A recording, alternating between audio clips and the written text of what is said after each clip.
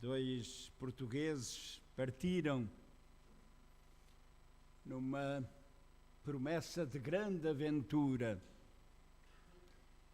Iam num rally, mas tinham que atravessar um deserto. Desgraçadamente perderam-se por causa das dunas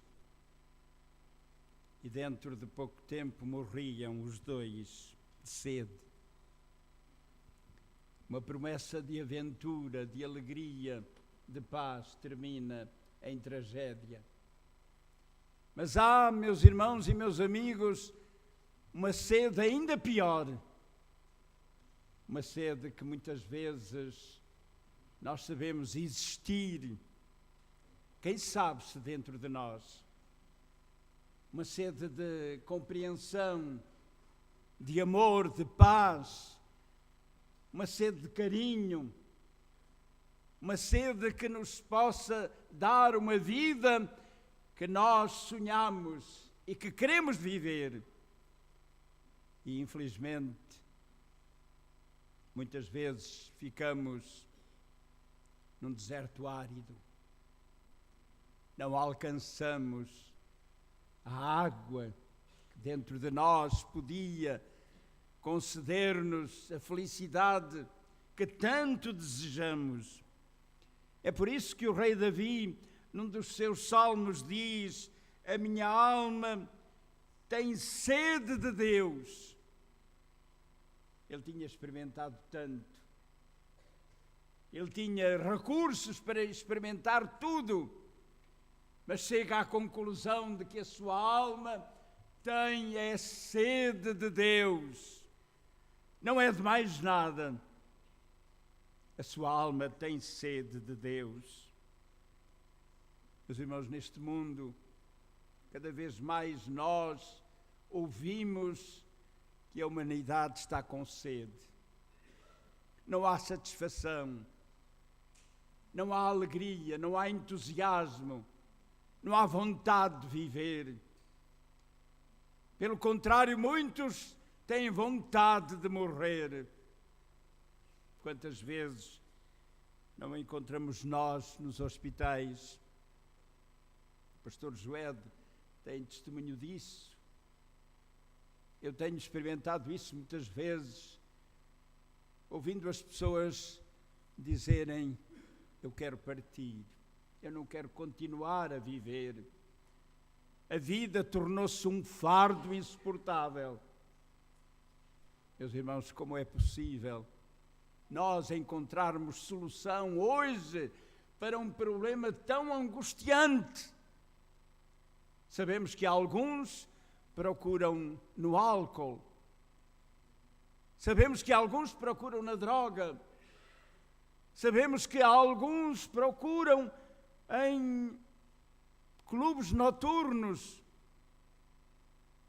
encontrar satisfação para a sequidão tremenda que lhes vai dentro de si. Mas não conseguem. Por mais que procurem. O Senhor Jesus já nos tinha advertido, dizendo: aquele que beber a água deste poço tornará a ter sede. E se teimarmos em procurarmos aqui a resposta, a solução, o socorro, o auxílio, a ajuda, se procurarmos aqui aquilo que nós necessitamos angustiosamente, nós voltaremos a ter sede. Por este motivo, o Senhor Jesus fez-nos um convite. É um dos mais belos convites que nós encontramos no Novo Testamento. Eu gostava de o recordar com os irmãos nesta manhã. No Evangelho de João, no capítulo 7, no verso 37,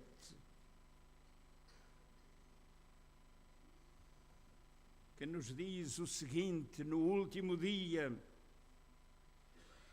o grande dia da festa, Jesus pôs-se em pé e clamou, dizendo: se alguém tem sede, venha a mim e beba. Quem crê em mim, como diz a Escritura, rios de água viva correrão do seu ventre. E isto disse ele do Espírito que haviam de receber os que nele crescem, porque o Espírito Santo ainda não fora dado, por ainda Jesus não ter sido glorificado.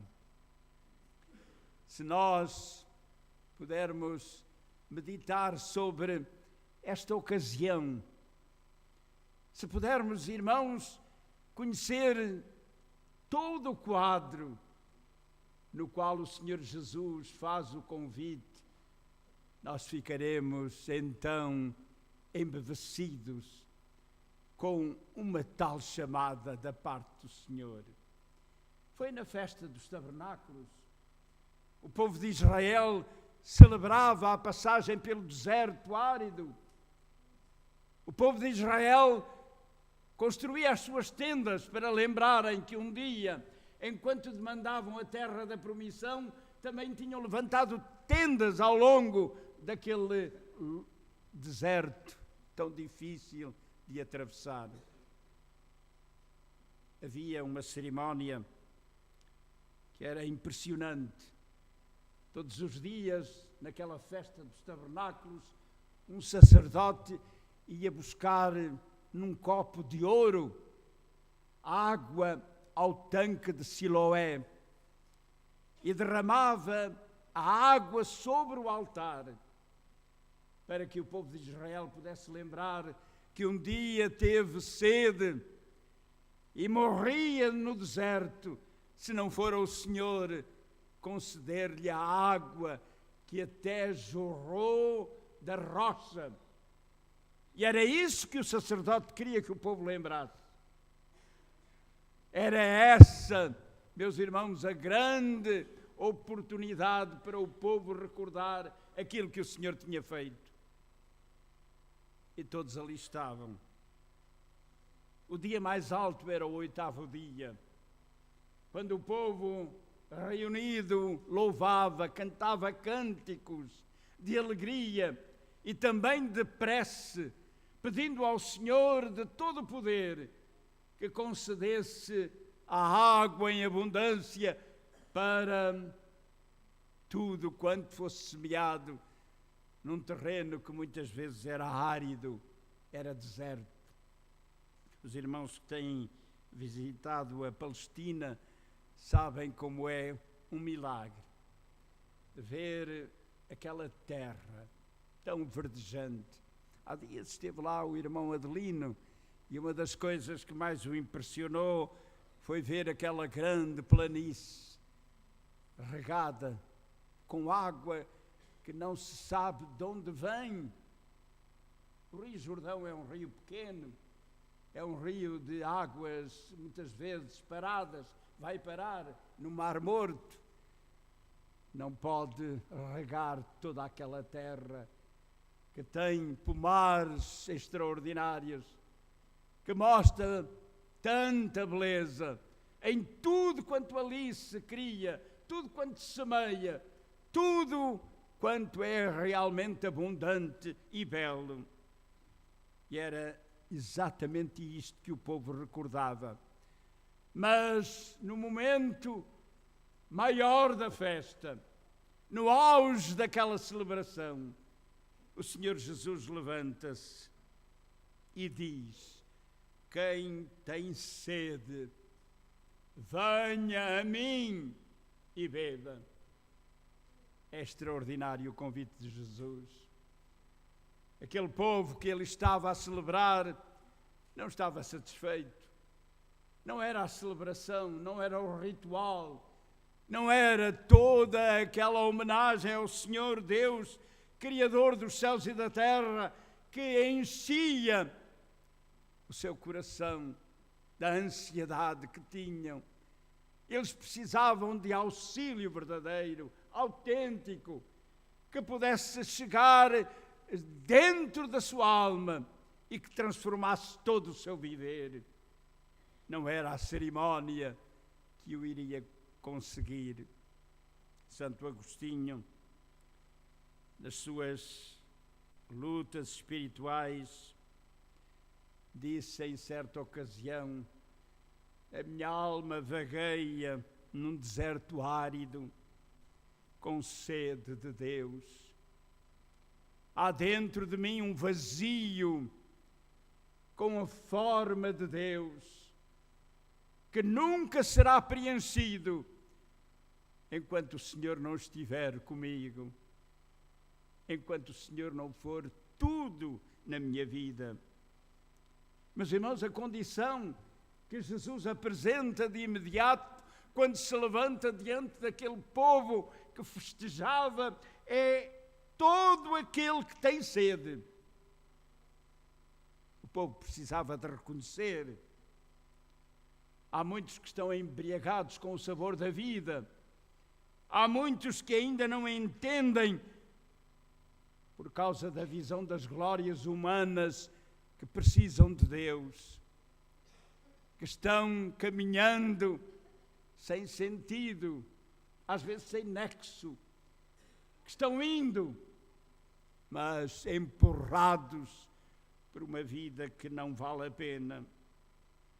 O Senhor Jesus dizia no seu célebre Sermão da Montanha: quem tem sede e fome de justiça será farto.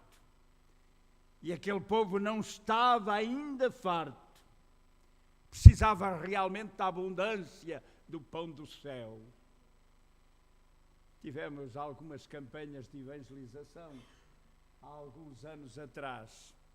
Uma das campanhas, ainda temos cartazes que às vezes afixamos no nosso placar. Era um cartaz que tinha duas mãos e que dizia: Jesus é o pão da vida. Ele é o pão que pode satisfazer.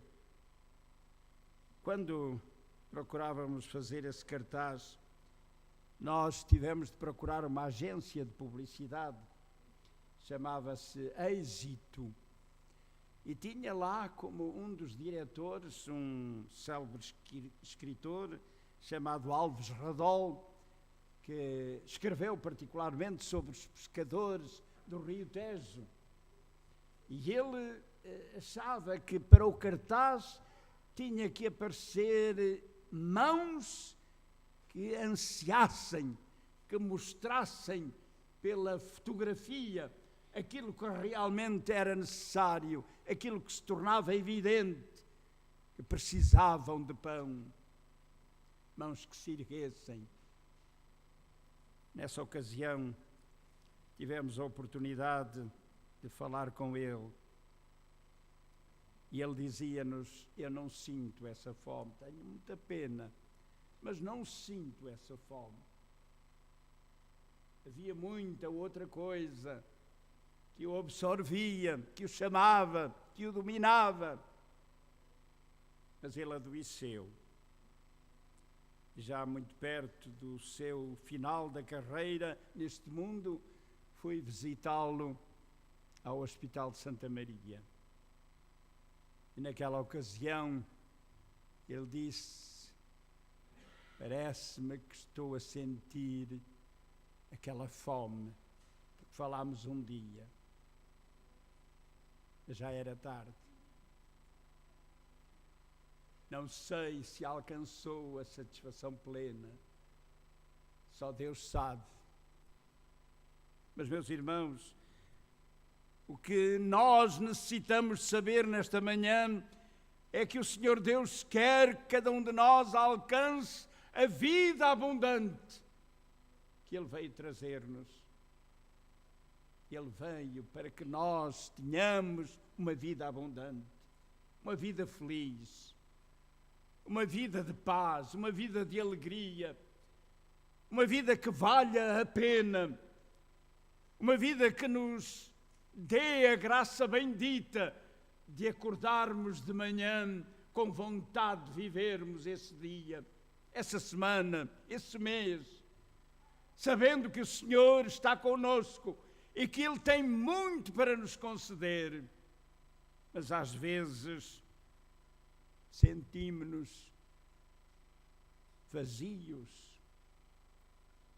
sem ânimo para começar o dia, sem coragem para enfrentar as dificuldades, os problemas, como aquele mordomo-mor da rainha de Candace, que foi a Jerusalém, esteve lá nos lugares santos, esteve lá em tudo quanto lembrava factos da maior importância, mas voltava vazio. Voltava sem ânimo para aquela viagem. Meus irmãos, como é que está a ser a nossa viagem? Como é que nós estamos a viver?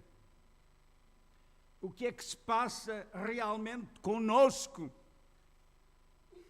O Senhor Jesus falava àqueles corações e falava realmente ao coração de todos aqueles que ali estavam, muitos deles intelectuais, muitos deles procurando encontrar resposta nos seus conhecimentos, nos seus filósofos.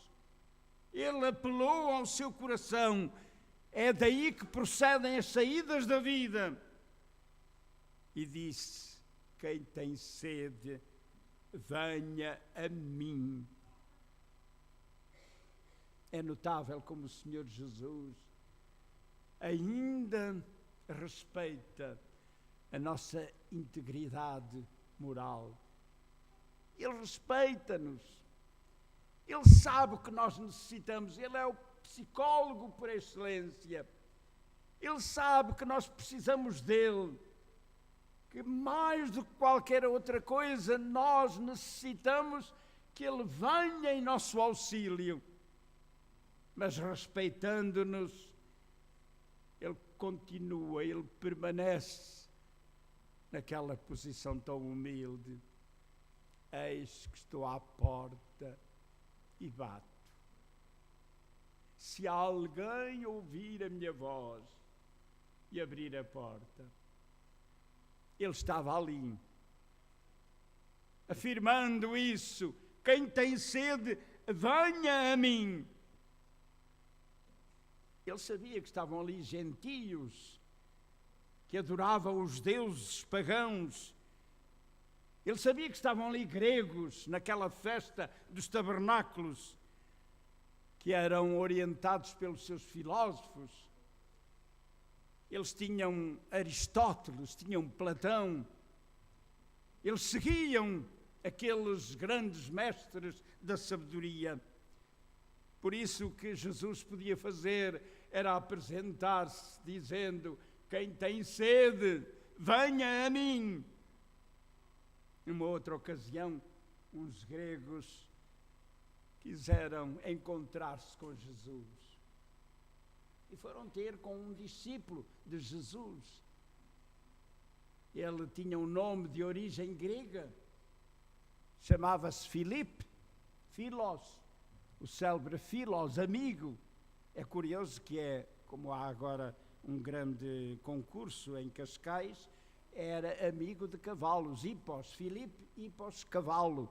E eles foram ter com esse Filipe e pediram-lhe: ao Filipe, leva-nos a Jesus. Nós queremos estar com ele. E Filipe, diz a Escritura, levou-os a Jesus. É tão interessante vermos aqueles gregos a falarem com o humilde carpinteiro da Nazaré. O que é que os teria atraído? Esses gregos que tanto conhecimento tinham, o que é que os atraiu para irem ter com Jesus? Seria o seu nascimento sobrenatural? Seriam os seus ensinos? Ele era o mestre, era o grande Raboni, reconhecido por todos. Seriam os seus milagres, os milagres que já corriam por todo o lado. Meus irmãos, provavelmente tudo isso, mas mais do que isso, era o seu admirável convite. Eles já tinham ouvido os filósofos falarem de coisas sábias, importantes, valiosas, mas nenhum deles tinha podido dizer: quem tem sede, venha a mim e beba. Nenhum deles tinha a capacidade de dizer: todo aquele que está cansado, vem a mim e eu o aliviarei. É, meus irmãos, necessário que nós vejamos um outro aspecto do convite de Jesus. Ele afirma: e beba. É necessário experimentar. Vinde a mim, mas isso só não chega. Beba. Agora é conosco, meus irmãos. Agora está conosco a grande decisão. Compete-nos a nós agora decidir o que vamos fazer desta estiagem, desta secura de alma que por vezes nos apoquenta. Estamos nós prontos a beber a fonte da água da vida. Um dia João Batista, vendo Jesus passar, disse: eis ali o Cordeiro de Deus que tira o pecado do mundo. E relata-nos a Escritura que imediatamente 2 discípulos seguiram a Jesus. Eles não tiveram dúvidas. Assim que ouviram que era o Cordeiro de Deus que tirava o pecado do mundo, quiseram logo segui-lo. Era ele que podia dar perdão. Era aquele que iria dar a paz. Era aquele em que a sua alma se podia refugiar. Era naquele que eles podiam ter alegria. E logo seguiram a Jesus. Um deles era André. André, mais tarde, encontra o seu irmão Simão. E sabem o que é que ele diz a Simão? Ele diz: achamos. E usa uma expressão curiosa que vem no original: Eurekamen, nós achamos. Ele tinha feito o grande achado da sua vida. Um grande cientista um dia estava a tomar banho e descobriu a célebre lei da impulsão. Estava na banheira e foi nessa ocasião que ele descobriu aquela lei. Relata-nos a história que ele saiu a correr da banheira, tal como estava, do seu banho, e gritou por toda a casa, por todo o lado: Eureka! Eureka! Tinha achado a grande descoberta. Meus irmãos, nós precisamos de achar aquele que diz: quem tem sede, venha a mim e beba. Que adianta contemplar um oásis, água cristalina, se nós não a bebermos?